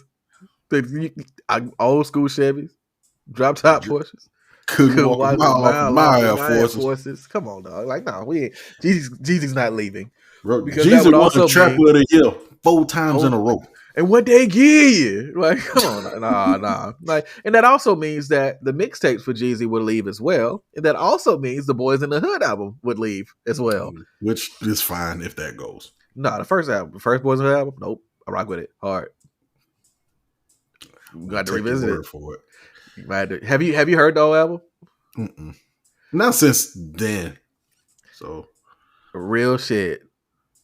That's what I'm listening to this week. For real, I think you should revisit it. Okay. Well, I'll come back next week and tell you what I think. Big E was going crazy, and I didn't appreciate him until I got older. Didn't appreciate it till he got older. That crazy. I believe you're trying to bait me up, man. Huh? No, I'm not trying to bait. No. You're trying to bait me up because you listen to that East Side Boys Greatest Hits. Oh no. Hey, that shit sucked. I'm sorry. I tried. I really did. That East Side Boys album was such a waste of time that like Yin Yang Twins didn't even want to be credited on the single, bro. They was just on the hey, I just know out of nowhere. Nah, bro, it's not good. Man. That East Side Boys joint is not good. The Boys in the Hood album, however, is great. I rock with it heavily. Like, it's not a situation where it's like the Roy Jones joint. Well, it's like, it's got some joints. You might enjoy it. Like, nah, I really like the Boys in the Hood album, bro. The second one kind of fell off a little bit, but even that one had bangers. But like that first one, That's when they put Gorilla Zoe in instead of Jeezy, right? yeah. They rotated them out because Jeezy was popping solo. So yeah, right. Yeah, he probably did right. Yeah, they did. Because it wasn't bad. The second half wasn't bad. Like that, even that project got some fire on it. Bite Down and We Ride, a couple other joints. It's an easy E joint on there, hard. But nah, man. No, that first Boys in the Hood album though. In all fairness, at that time, a lot of what I was getting on my self-righteous hip-hop thing at this time. Yeah. And I was like, Jeezy can't rap, so I ain't finna listen to that madness. It's something I was getting in my indie hip-hop bag heavy there. So I feel like Jeezy's music was more potent when he couldn't rap. Same with Gucci. As soon as they learned how to rap for real, it lost something for me. So yeah, that's just my opinion though. Yeah, I agree with that. That might be a hot take. That Jeezy still make good music. That might be a hot take. That Jeezy make good music is a hot take. No. Jeezy makes good music. Him and Gucci. I said him and Gucci when they first that ain't a hot take. But like it's because what they meant to the culture at that point. Yeah. Like especially down here in the South. Yeah. Like when them niggas when Jeezy first came out, it was crazy. Boy. And when Gucci started hitting the mixtapes like that and putting out all cultural the cultural impact. Yeah. It was crazy. Different. It was different. Like every bootleg CD I heard, that I came across had a Jeezy song on there. Yeah. You know what I'm saying? Like it was different, bro. Like, no. And maybe that was the case for everybody in New York. It's like you can't go nowhere without a Fabolous soul tape. Like maybe. I think a lot of time they say that. And that's cool. But this is my response to One Has to Go in their entire discography.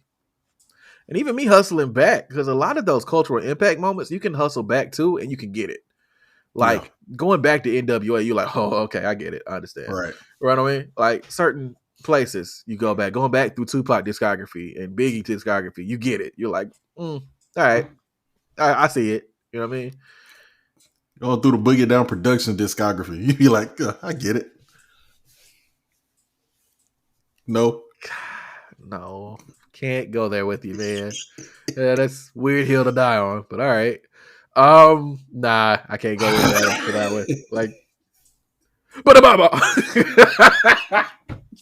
Talk all the trash you want, man. It's really some important songs in that discography, man. That's true, man. Hey, man, get you some flowers. That's an important one too. Man, super hoe. And then the other person that's on this list, like Jeezy is cemented for me. Like if there was two that was cemented, like discographies that they can't go anywhere, it's Jeezy and then it's Early Ross for me. Early Ross was dope. Like all the way up to what's the name of that album? Mastermind. No, before that. That's where he lost me. Okay, I feel that. But there's the project that had Tears of Joy on it.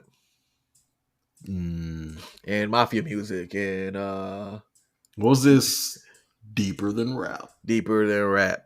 Wait. Oh, true. That was all right. Hold on. You talking about early, like beginning?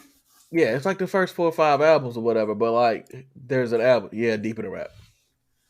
Deeper Than Rap. Nah, Teflon Don was hard too. No, it was hard all the way up through, for me, God Forgives I Don't.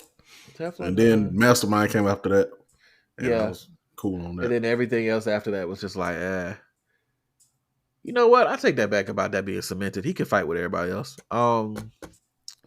Because after, like, real rap, the last album I really, truly enjoyed Ross on front to back was Deeper Than Rap. Teflon Don was dope too, but Deeper Than Rap was like... You want to talk about a perfect song? Freaking Aston Martin music on Teflon Don. Holy shit. Valley of Death. I fuck with that one. Valley of Death. Usual Suspects. Justice League. This is when Justice League was going. Man. They were like, hey, we're not formulaic. We found our sound and we're not biting Just Blaze anymore. We're doing other things. Like this is where it kicked in. On these joints. And Runners was going crazy too. Damn, what happened to that? Somebody died, didn't they? The Runners? Yeah. I didn't know that. I don't know, but anyway, I'm not sure what happened with runners. I really hope that they still doing well because they man, '06 to like '09, '10, '11, boy, the Miami joints that was coming out, the boys was going crazy.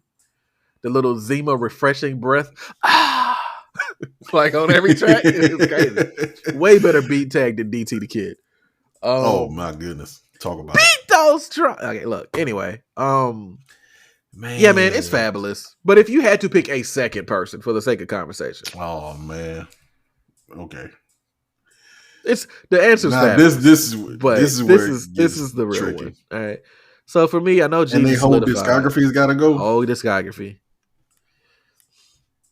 Oh man, it's not Jeezy and it's not Jadakiss for me. They stay. Whole discography. That's where it gets messed up. Because discography, do we include like their feature verses and all that stuff too, or just like their albums? Let's set a parameter real quick. All right.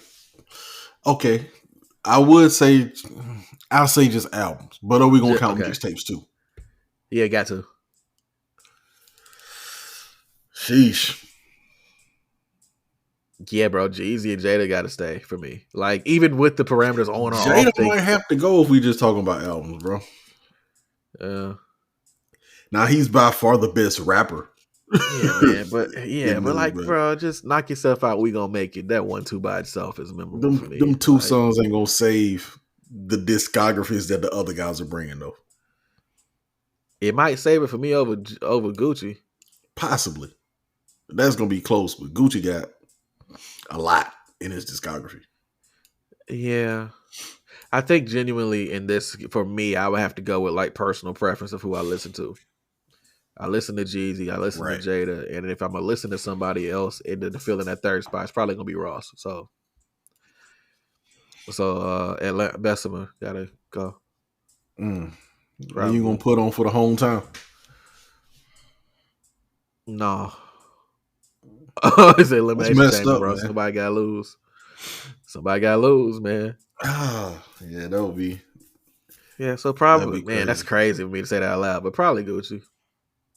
Now, if we were to take mixtapes out the game altogether, I don't know. It'll still probably be the same. I don't know. I think my answer wouldn't change. If I take mixtapes out, Jeezy might fall.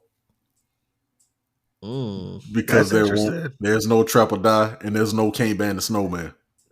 Okay. And that carries Jeezy a long way for me. Thug Motivation 101, and then like every other album since then from Jeezy was good. Like not back to back. He never really dropped 2 back to back, but like every other was cool. Like I like 103. I like Recession.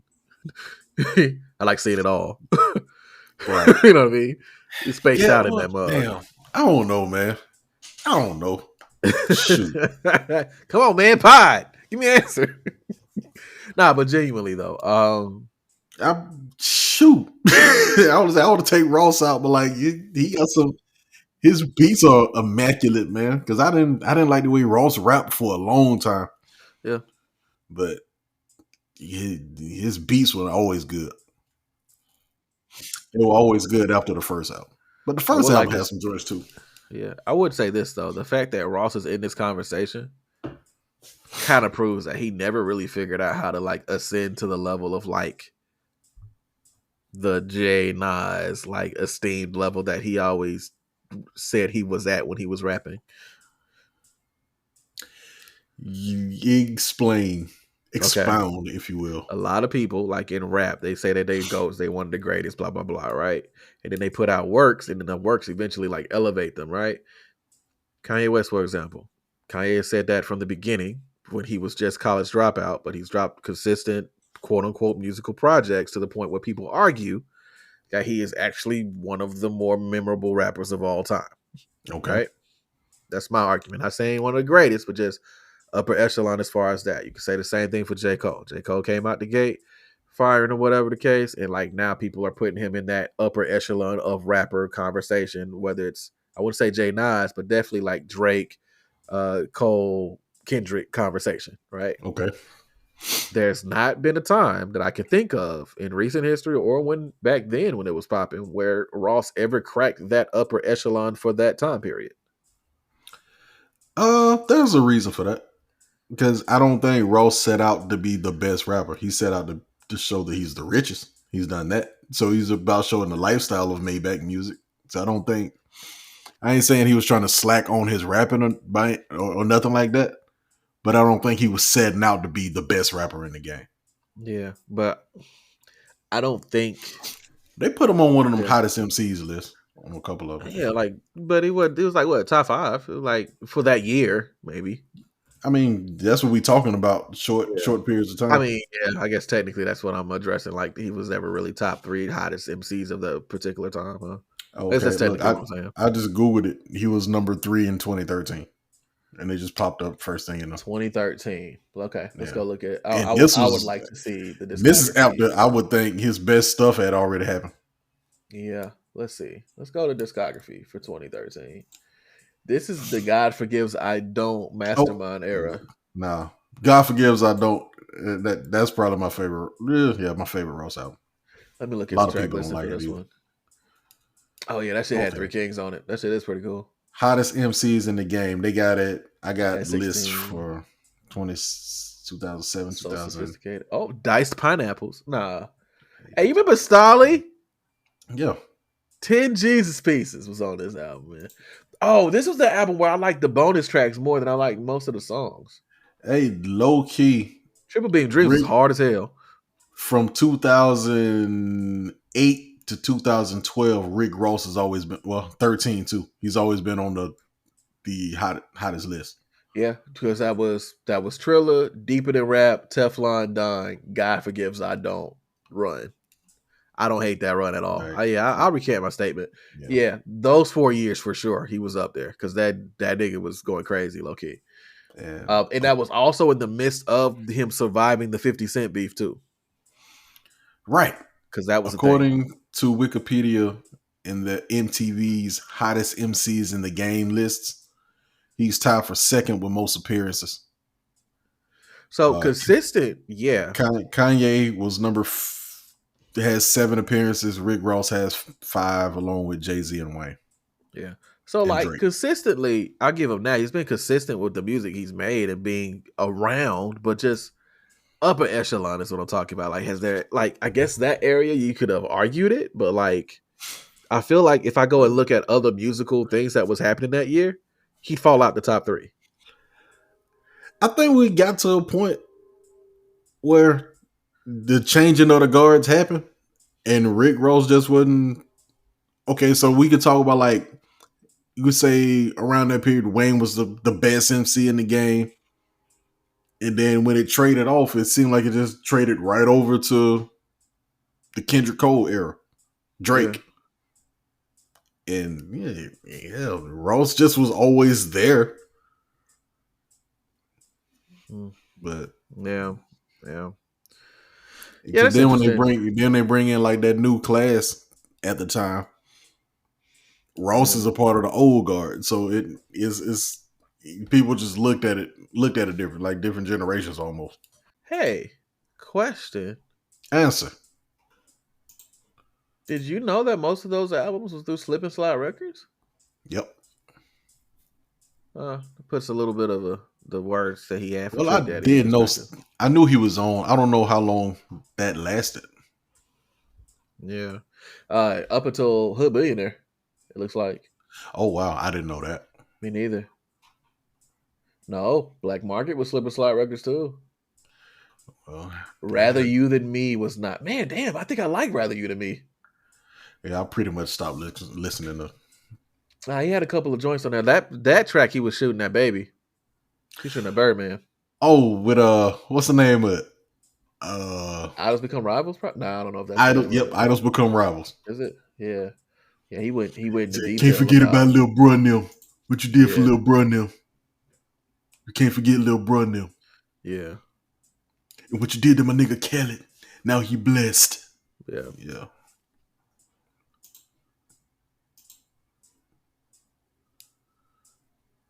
Dej Yeah. Loaf. Damn. Dej Loaf. Wow. Dej Loaf. The Maybach Music 5. The forgotten Maybach Music. Anyway. All right, so TLDR. Fabolous is gone.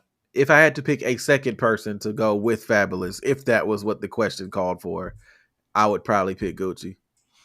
I I like when we think, said TLDR, but to get to this point, you just listen to all of that already. So yeah, it'd be like that sometimes. hey, shout So out to the 100%ers.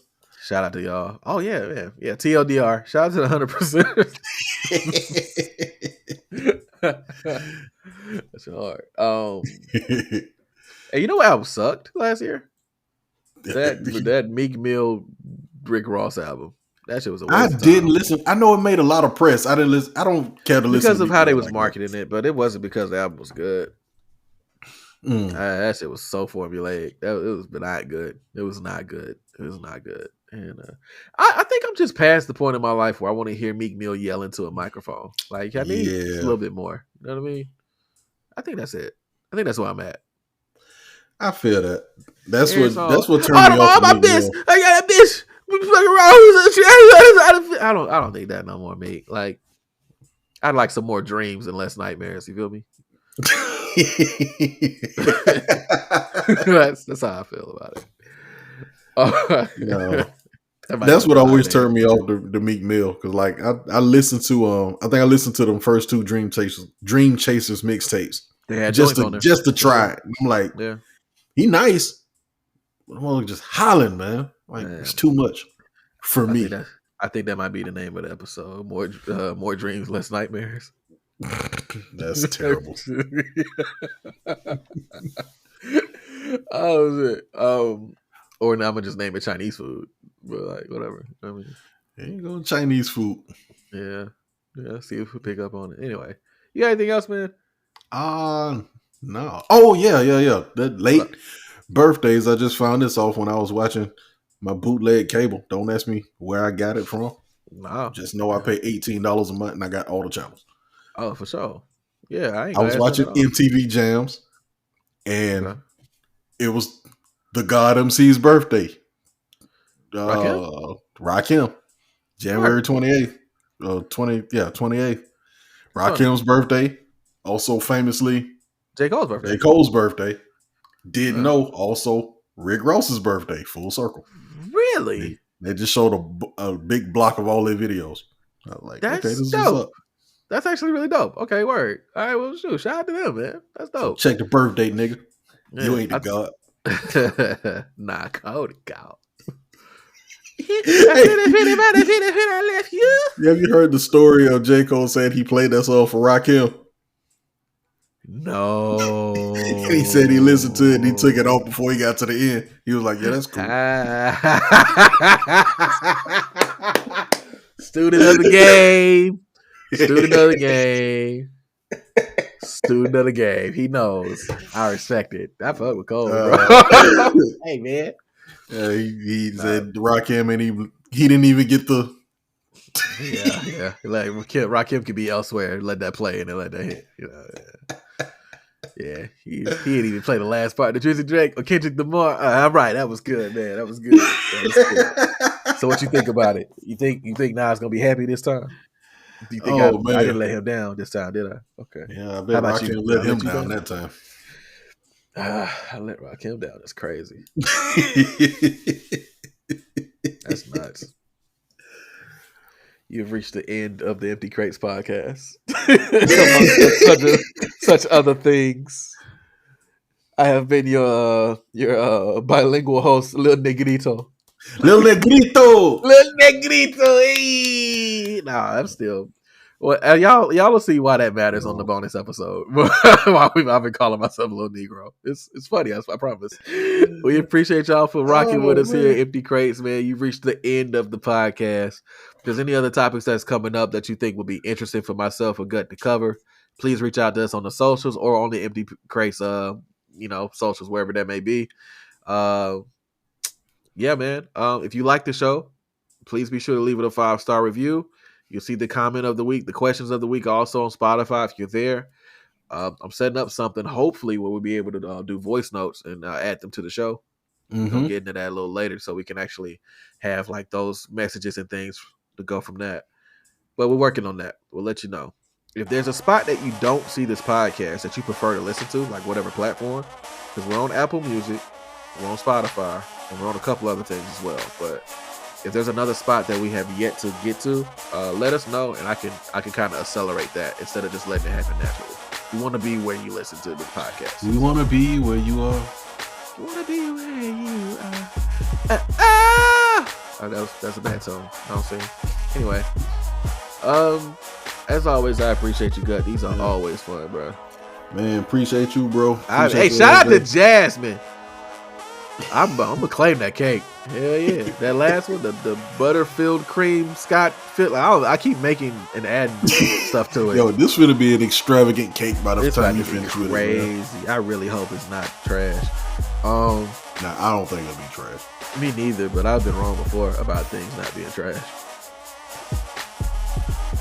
Alright, that's a good dismount. Yeah, check the Super Hole review in last week's episode. Yo, that song is amazing. I'm sorry. That's crazy. You still talking about Super Bowl? It's crazy.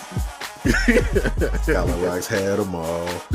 He is a Super Bowl. It's crazy. Why they singing like that? All right, never mind. Hey man, that's it, bro. Let's get out of here, man. I'm about to go off on another one. Yeah, I got some Chinese food waiting for me, cuz we're gonna hit that up, bro. We appreciate y'all, man. Same time next week. How about that? All right, y'all. Peace. We appreciate y'all sitting here listening and being with us along for the ride. Indeed. Till next time. Peace. Le Negrito. Hey, Negrito.